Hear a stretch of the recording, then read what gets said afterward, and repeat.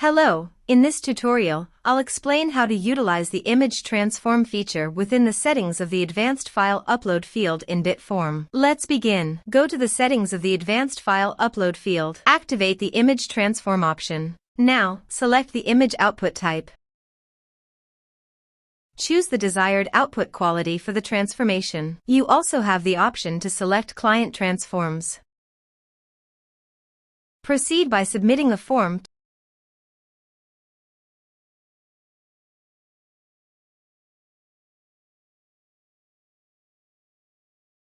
First, check its original file type, which is in JPG format.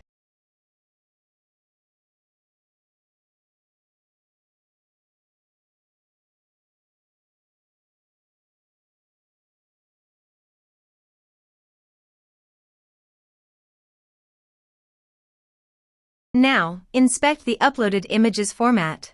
As you can see, it has been transformed into PNG format. That's all for this tutorial. See you in the next video. Thank you for watching this video.